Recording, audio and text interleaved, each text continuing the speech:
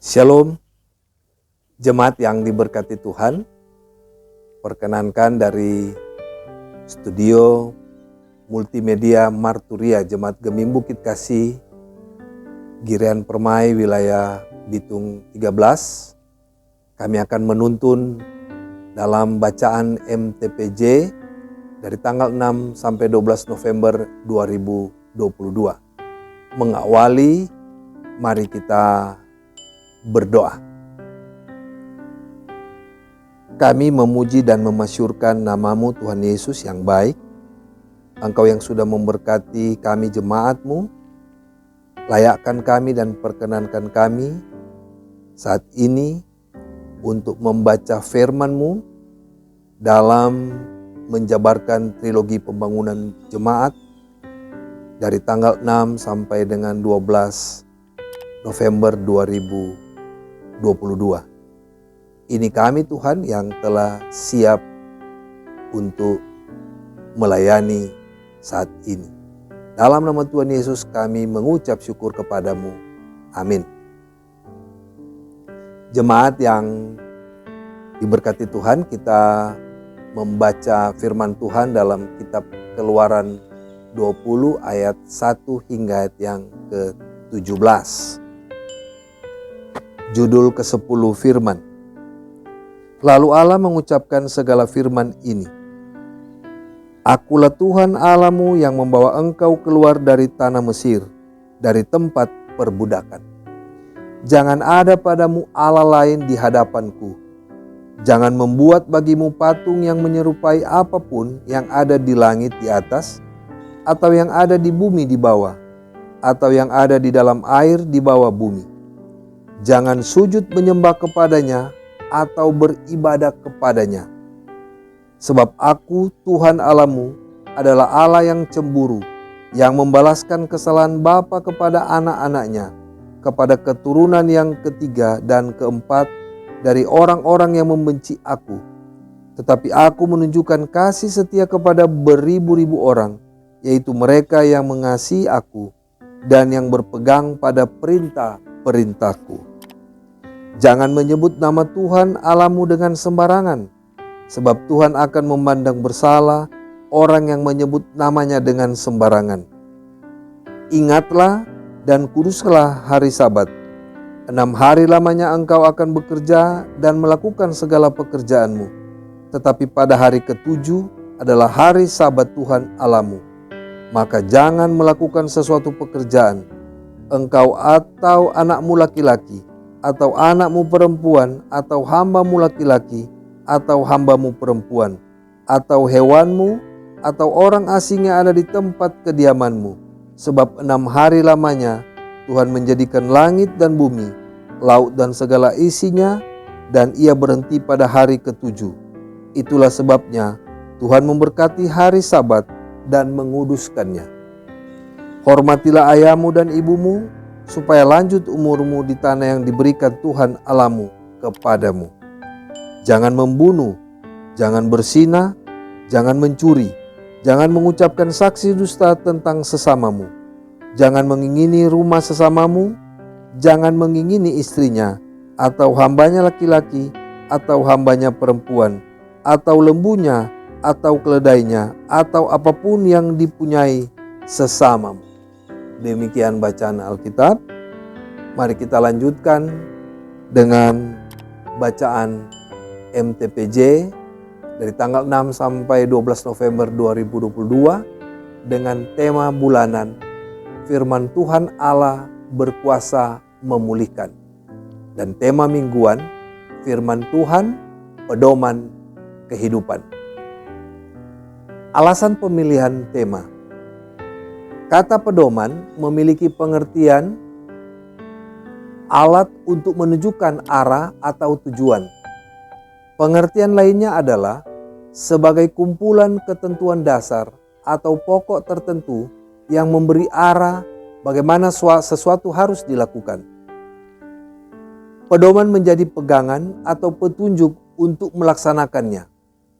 Jika pengertian pedoman dikaitkan dengan kehidupan manusia, maka dalam bertindak harus melihat dan mempraktikkan gaya hidup yang berpedoman pada pokok tertentu sebagai dasar bertindak.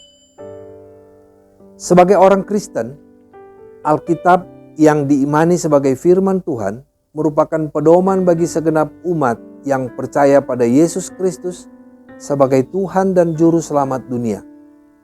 Alkitab adalah kumpulan kitab-kitab Perjanjian Lama dan Perjanjian Baru. Ditetapkan setelah melewati proses kanonik, telah terbukti dan diakui sebagai kebenaran firman Tuhan sejak gereja mula-mula. Alkitab mengajar bahwa gereja telah menerima kasih karunia sebagai sebuah anugerah menurut ukuran pemberian Kristus. Dalam Efesus 4 ayat 7. Sehingga sebagai orang percaya, setiap tindakan dan perbuatannya harus didasarkan pada pengajaran yang bersumber dari Alkitab sebagai ekspresi beriman kepada Kristus. Dengan demikian, firman Tuhan, pedoman kehidupan, menjadi sesuatu yang sangat penting untuk dilakukan oleh gereja Tuhan, sehingga dijadikan sebagai tema perenungan sepanjang minggu berjalan ini.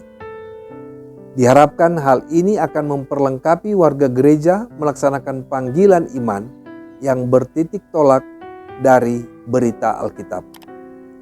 Dalam pembahasan tematis, dalam perjalanan bangsa Israel menuju ke tanah perjanjian atau Kanaan, setelah dilepaskan dari perbudakan di tanah Mesir, Tuhan Allah menurunkan hukum dan peraturan yang mengatur setiap tindakan dan perbuatan bangsa ini. Segala sesuatu diatur dalam hal bagaimana mereka melakukan praktek penyembahan kepada Tuhan Allah dan bagaimana berinteraksi dengan sesama manusia. Secara khusus Keluaran 20 ayat 1 hingga ayat yang ke-17 menyaksikan peristiwa bagaimana hukum Tuhan diturunkan. Ayat 1 sampai 11 mengatur relasi bangsa Israel dengan Tuhan Allah. Dalam bagian ini secara jelas diatur kewajiban manusia kepada Tuhan Allah. Ayat 2 hendak menegaskan bahwa semua hukum yang disampaikan adalah benar-benar berasal dari Tuhan Allah yang telah memperlihatkan kekuatan dan kekuasaannya dengan membawa mereka keluar dari tempat perbudakan di tanah Mesir. Hukum yang pertama dalam ayat yang ketiga adalah dasar tuntutan untuk loyal hanya kepada Tuhan. Seluruh kehidupan dan kelakuan mereka harus berpusat hanya kepada Tuhan. Segala bentuk ibadah dan penyembahan hanya diarahkan pada Tuhan dan dilarang untuk beribadah kepada Allah yang lain. Hukum yang kedua dalam ayat 4, jangan membuat bagimu patung. Firman ini dengan jelas melarang dalam hal beribadah kepada Tuhan dengan cara dan bentuk yang tidak sesuai dengan kehendak Tuhan. Tuhan tidak bisa diwakili dengan kehadiran patung buatan manusia. Kata patung diterjemahkan dalam kata Ibrani, pesel, yang dapat diartikan patung pahatan atau patung tuangan. Pada zaman kuno, patung dianggap sebagai tempat berdiamnya Allah yang diwakilinya. Kehadiran Allah dalam suatu peribadatan tidak bisa dijelaskan dengan kehadiran sebuah patung. Tuhan mengutuk penyembahan berhala. Penyembahan berhala banyak bentuknya, misalnya uang, benda-benda materi, gagasan-gagasan, atau gengsi dalam kehidupan orang seperti itu. Harta kekayaan mereka adalah Allah mereka.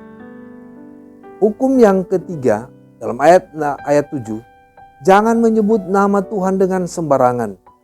Maksud yang terkandung di dalamnya supaya dalam menggunakan nama Tuhan, orang Israel dituntut untuk tujuan yang baik dan benar. Tuhan melarang mereka untuk menggunakan nama Tuhan untuk tujuan-tujuan yang tidak sesuai dengan sifat dan hakikatnya. Sebab tujuan menyebut namanya adalah untuk memuji, memuliakan, serta berseru dalam doa kepadanya. Di samping itu, jika seorang berjanji kepada Tuhan, maka janji itu seharusnya mengikat dia untuk berbuat baik dan benar. Tetapi jika tidak melakukannya, maka ia bisa dikategorikan telah menyebut nama Tuhan dengan sembarangan. Bahkan seorang yang selalu menyebut nama Tuhan, namun pada kenyataannya ia tidak meninggalkan perilaku yang tidak benar, maka ia pun bisa disebut sebagai orang yang menyebut nama Tuhan secara sembarangan. Dengan kata lain, gunakan dan tunjukkanlah rasa hormat untuk nama Tuhan. Hukum yang keempat dalam ayat 8-11, ingatlah dan kuduslah hari Sabat. Dijelaskan tentang dikhususkannya satu hari dalam pekerjaan. Manusia memang harus bekerja untuk memenuhi kebutuhan hidupnya. Bahkan dalam kitab 2 Tesalonika 3 ayat 10b dikatakan, jika seorang tidak mau bekerja, janganlah ia makan. Ini mempertegas tentang pentingnya sebuah pekerjaan. Tetapi firman Tuhan juga mengungkapkan bahwa manusia hidup bukan dari roti saja, tapi dari setiap firman yang keluar dari mulut Allah. Terdapat dalam Matius 4 ayat 4. Dari bagian ini dapat dimengerti bahwa kehidupan yang Tuhan anugerahkan ini tidak hanya terdiri dari pekerjaan semata-mata. Dunia yang kita tempati ini bukan hanya sebagai tempat kita membangun produktivitas kerja tanpa berhenti. Manusia membutuhkan istirahat dari pekerjaannya. Bahkan menurut kitab Kejadian, Tuhan Allah berhenti dari pekerjaannya menciptakan langit dan bumi dan segala isinya. Dan karena Tuhan beristirahat, maka umat Israel juga harus beristirahat. Sebab dengan melakukan ini, umat Tuhan mencontohi perilaku dari Tuhan dalam konteks ini. Hal ini juga menunjukkan rasa hormat yang mendalam kepada Dia yang menganugerahkan hari peristirahatan ini. Namun bagi umat pilihannya, bukan sekedar beristirahat, tapi mengisinya dengan peribadatan, penyembahan, pujian yang baik dan benar kepada Tuhan. Kemudian ayat 12-17 mengajarkan orang Israel bagaimana seharusnya mereka berkewajiban terhadap sesama manusia. Hukum yang kelima dalam ayat 12 dari firman ini adalah hormatilah ayahmu dan ibumu. Kata hormat diterjemahkan dari kata Ibrani kabet. Ayah dan ibu adalah sesama manusia yang paling dekat dan punya hubungan emosional yang tinggi dibandingkan dengan yang lain, serta sesama yang sangat penting dalam kehidupan manusia.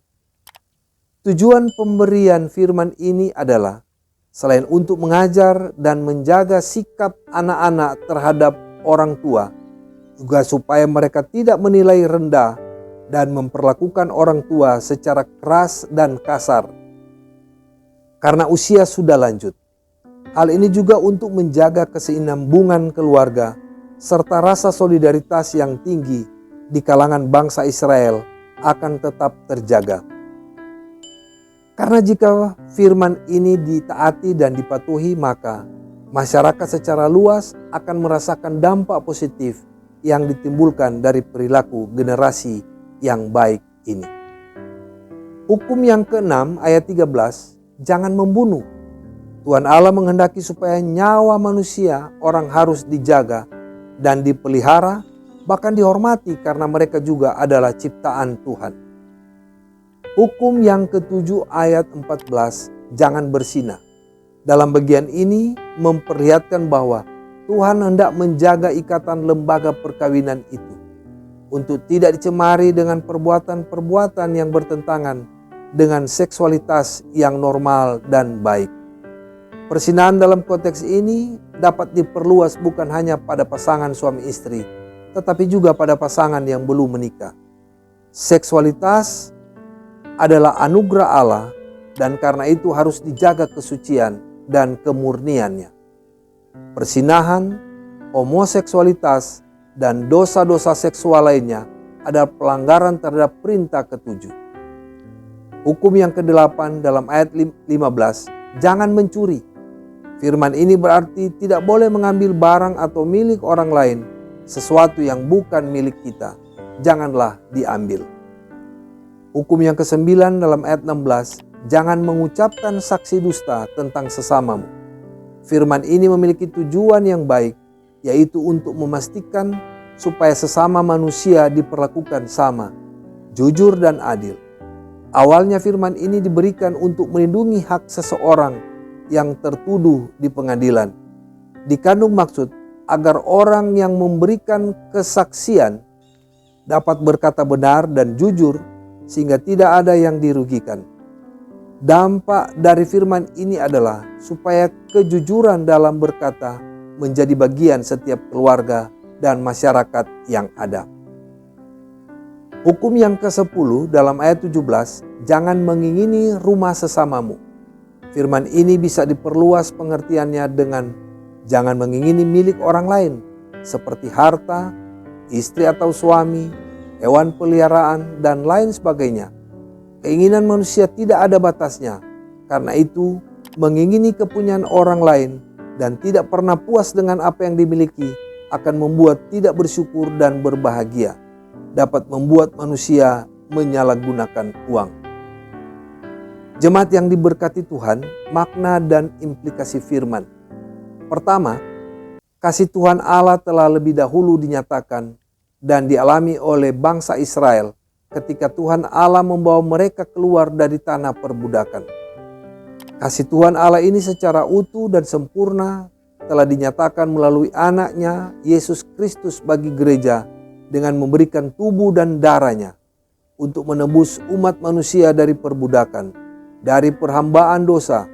Ini adalah tanda kebaikan hati Allah yang menuntut respon positif dan menyeluruh dari manusia yang berdosa.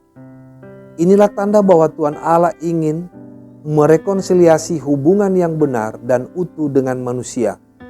Yesus Kristus adalah kepala gereja dan warga gereja adalah sahabatnya jika melakukan perintahnya untuk hidup dalam kasih-Nya, yaitu untuk saling mengasihi. Dengan hidup dalam kasih-Nya, maka untuk melakukan ke-10 firman atau hukum Tuhan akan dirasakan bukan lagi sebuah beban atau peraturan yang berat untuk dilakukan, melainkan 10 firman hukum Tuhan sebagai pedoman kehidupan akan mempermudah, menerangi, dan memperlancar jalan hidup di dunia yang penuh kegelapan, ancaman, dan tantangan. Kedua, kehadiran Kristus ke dalam dunia ini telah menggenapi hukum Taurat. Ke-10 firman Tuhan ini kemudian dibahasakan kembali dalam kalimat yang singkat, padat, dan jelas, namun memiliki makna yang mendalam. Sebab Yesus kemudian mengajarkan bahwa seluruh hukum Taurat dan kitab para nabi tergantung pada 2 hukum saja, yaitu pertama, kasihilah Tuhan Allahmu dengan segenap hatimu dan dengan segenap jiwamu dan dengan segenap akal budimu. Kedua, kasihilah sesamamu manusia seperti dirimu sendiri. Hal ini kemudian dipertegas lagi dalam Roma 13 ayat 8-9 yang mengatakan bahwa barang siapa mengasihi sesamanya manusia, ia sudah memenuhi hukum Taurat. Bahkan apa yang difirmankan Tuhan tentang berbagai larangan untuk jangan membunuh, jangan berzina, jangan mencuri, semuanya sudah disimpulkan dalam mengasihi sesama manusia. Ketiga, gereja telah ditempatkan oleh Tuhan di dunia ini dengan segala bentuk persoalan dan pergumulan lainnya. Karena itu setiap warga gereja harus memiliki pedoman hidup. Dan firman Tuhan adalah pedoman yang diberikan agar kehadiran gereja di kancah percaturan dunia dengan segala hiruk pikuk kepentingan di dalamnya akan mampu menangkal setiap godaan dan cobaan. Keluarga adalah tempat pertama-tama untuk menjadi penangkal hal tersebut. Dengan demikian, setiap keluarga Kristen harus mengundang dan jangan pernah menolak firman Tuhan. Demikian kejabaran MTBJ ini. Mari jemaat kita berdoa. Terima kasih Tuhan Yesus yang baik. untuk bacaan firman-Mu, dan untuk penjabaran trilogi pembangunan jemaat yang boleh kami baca untuk jadi bagian pelajaran bagi seluruh jemaat. Terima kasih Tuhan, kami serahkan kehidupan ini ke dalam tangan-Mu yang penuh pengasihan. Terpuji nama-Mu. Amin.